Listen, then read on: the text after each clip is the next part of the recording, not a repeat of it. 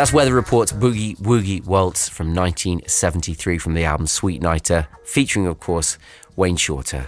And that is all I've got time for this week. I hope you've enjoyed this tribute to the great musician. I'm sure I'll be playing more Wayne Shorter over the next weeks, months, years, certainly for the rest of my life, and as long as I'm doing this show. There's just so much incredible music to share, and it's my absolute honour and pleasure to share it with you tonight. Thank you for joining me. I'm Jamie Cullum, and this has been a Folded Wing production for BBC Radio 2. On the BBC Sounds app, on your smart speaker, and on 88 to 91 FM.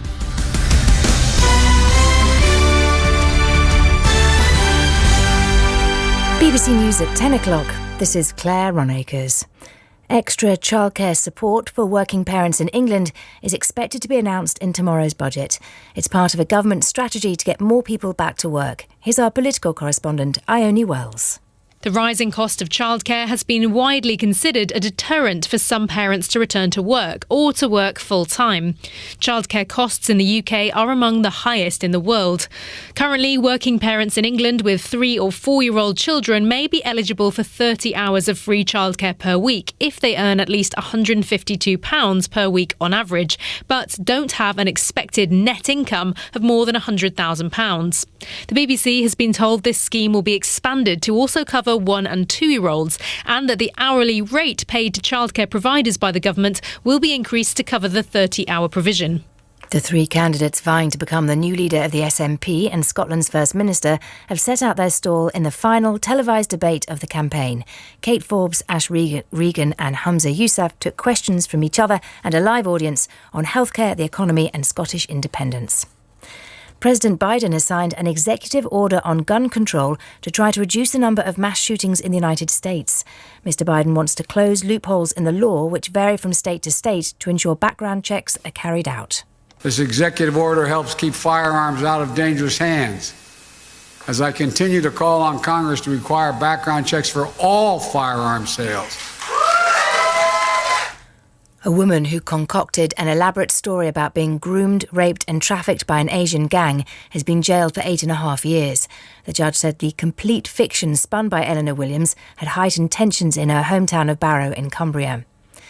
Nearly 200 people, including dozens of children, are now known to have been killed in Malawi in one of the most powerful storms ever to hit southern Africa. Aid agencies say 20,000 people have been left homeless in the disaster. One of the biggest weeks in the horse racing calendar, the Cheltenham Festival is underway, with around 250,000 spectators expected at the course in Gloucestershire in the next few days. Honeysuckle, a champion hurdler in both 2021 and 2022, signed off for retirement in style, winning the Mares' Hurdle.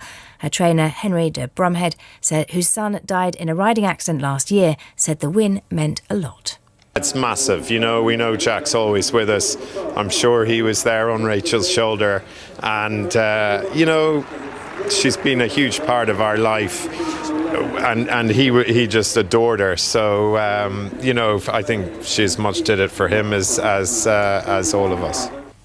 And the weather, a cold and clear night for many. Showers will linger in the far north and it'll turn cloudy overnight in the west. Tomorrow, a crisp and cold start to the day.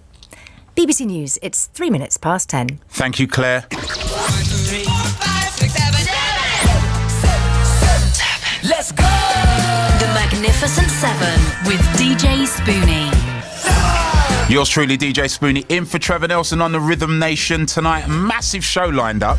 But before all of that, of course, it's about the Magnificent Seven. 7 big tunes for your listening pleasure to kickstart the Rhythm Nation tonight. You are going to enjoy every single one of them. The Magnificent Seven on BBC Radio 2.